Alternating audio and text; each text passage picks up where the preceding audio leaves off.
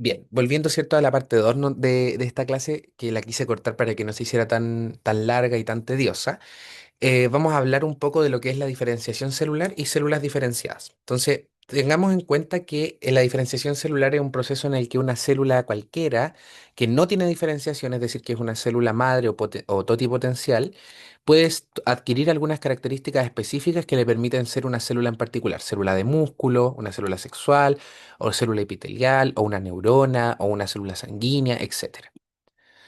Entonces, ¿cómo sabemos que esto existe? Dado que nosotros nacemos a partir de una sola célula, es decir, desde el cigoto que se comienza a dividir, formando este blastocito, y este blastocito es el que luego va a comenzar con un proceso de diferenciación celular en algunas capas. ¿Ya?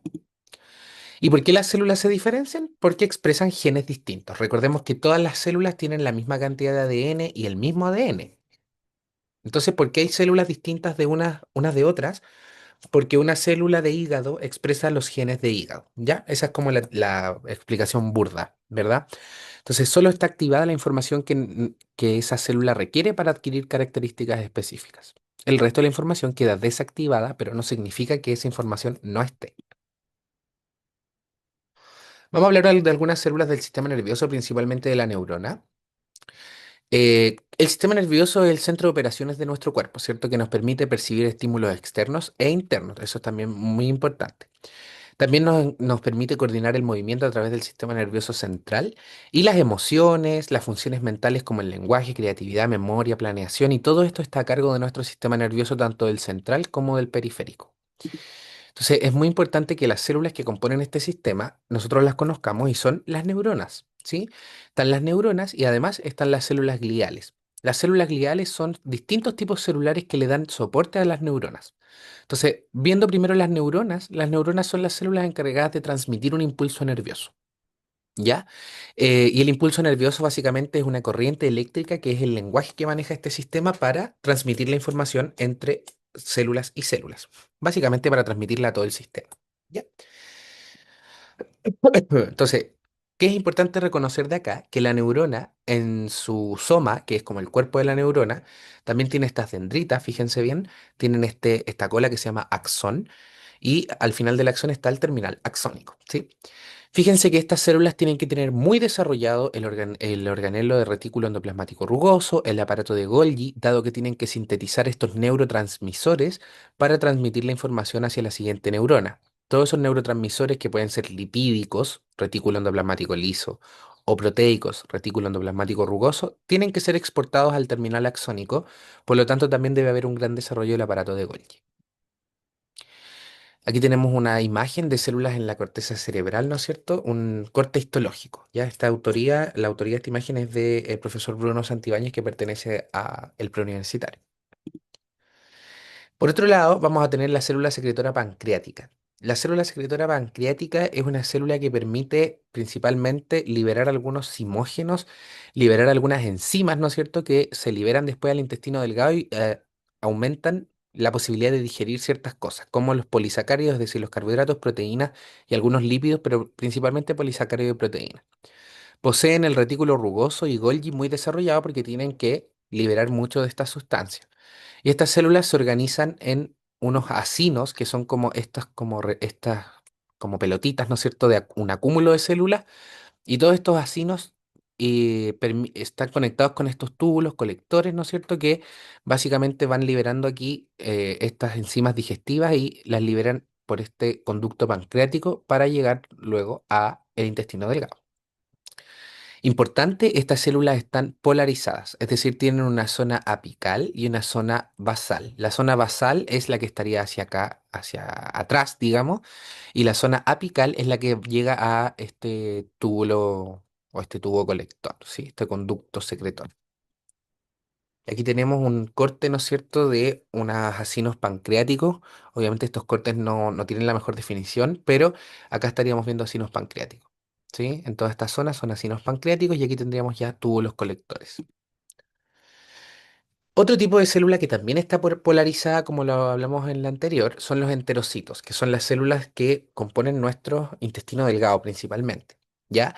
Fíjense aquí tenemos las vellosidades intestinales y todas estas vellosidades intestinales nos dan la posibilidad de aumentar la superficie de absorción, perdón, en unas 500 veces, ¿ya?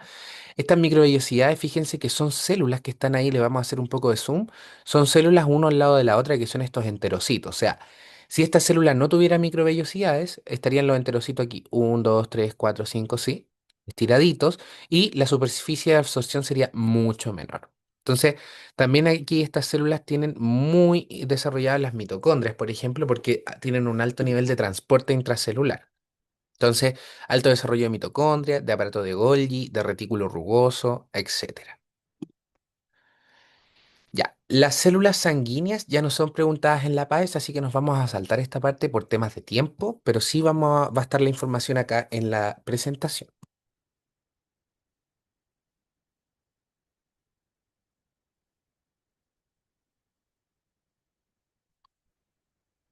Bien, hablando ahora de la fibra muscular o esquelética o miocito, estamos hablando de las células de que son la unidad contráctil de nuestro organismo, es decir, que nos permiten el movimiento. ¿Qué va a provocar este movimiento? Básicamente un impulso nervioso, ¿sí? Esto está muy conectado con el sistema nervioso. Poseen microfilamentos que son componentes del citoesqueleto, ¿cierto? Que transforman toda la energía almacenada en ATP, ¿sí? En esta molécula energética que vimos en la cápsula de biomoléculas, en energía mecánica, es decir, en movimiento. Pero estos microfilamentos ya no se llaman microfilamentos, sino que ahora le llamamos miofilamentos con mio de músculo, ¿sí? Y se observan que también estos tienen varios núcleos, no solo uno, porque es la fusión de algunas células, es decir, son células fusionadas que les vamos a llamar mioblastos. Entonces, cada una de estas es un mioblasto que se fusionó con otro. Y aquí tenemos, ¿no es cierto?, básicamente la disposición de las fibras, ¿no es cierto?, de este músculo. Y fíjense que todas estas fibras son básicamente miofilamentos de actina, miofilamentos de miosina, que vamos a ver en detalle en un video. Y la interacción entre ambos va a permitir lo que es la contracción muscular, ¿ya? Pero ¿qué se necesita para esta contracción muscular? La presencia de calcio. Y una de las funciones del retículo endoplasmático liso que habíamos visto en un principio era el reservorio de calcio en células musculares. Pero ahora ya no le llamamos retículo endoplasmático liso en el caso de estas células, sino que le llamamos retículo sarcoplasmático. ¿Ya?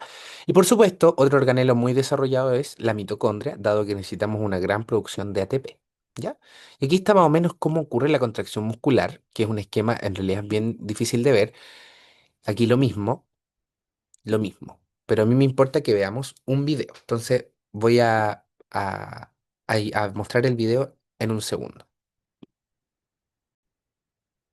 Bien, entonces fijémonos bien aquí en este video que nos está mostrando cómo va a ocurrir el mecanismo de la contracción muscular a nivel a nivel molecular. Entonces veamos aquí, ahí están las fibras, los mioblastos que habíamos dicho, la unidad funcional se llama sarcómero, y en un sarcómero estamos viendo todas estas fibras de actina y miosina, ¿no es cierto?, que habíamos hablado en un momento.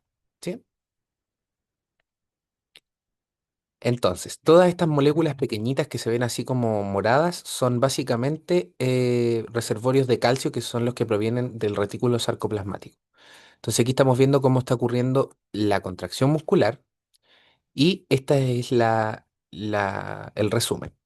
Entonces fijémonos que estas proteínas verdes se va a llamar tropomiosina. Esa tropomiosina bueno, tienen estas troponinas. ¿Y qué van a hacer las troponinas? Se van a unir con el calcio, permitiendo que se libere el sitio activo de esta tropomiosina. Fíjense que la tropomiosina se mueve y al moverse deja libre los sitios activos del filamento de actina. Esta cabeza de miosina que está aquí se une a el sitio activo de la actina. ¿Cuándo se va a unir? Cuando ocurra lo siguiente. Fijémonos en la disposición que van a ocurrir aquí de las moléculas. Se une un ATP. Cuando se une ATP a esta miosina, se suelta, ¿no es cierto?, el sitio activo y se pierde un fosfato quedando como ADP. Eso fortalece, ¿no es cierto?, aquí a la miosina para comenzar una nueva unión. Entonces, fijémonos que ahora se va a soltar paso uno, la formación del puente, ¿cierto? Ocurre la unión entre la miosina y el sitio activo y lo que se suelta aquí es el fosfato. Una vez que se soltó el fosfato, se refuerza la unión, se hace más fuerte. ¿Y cuál va a ser el mecanismo de movimiento que vamos a ver ahora cuando se sale el ADP? Entonces, en ese momento se mueve esta fibra de actina gracias a la contracción de la miosina. ¿Cuándo se va a salir este puente o se va a romper esta unión? Cuando se una nuevamente el ATP, como lo acabamos de ver. ¿Cuándo termina la contracción muscular? Una vez que se sale el calcio de la troponina para que la tropomiosina vuelva a tapar los sitios activos del filamento de actina.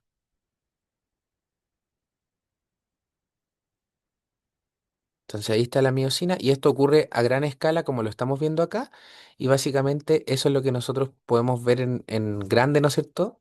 Aquí lo vamos a ver. Esto es la contracción muscular. Entonces cuando ocurre eso, el músculo se contrae como lo estamos viendo ahora.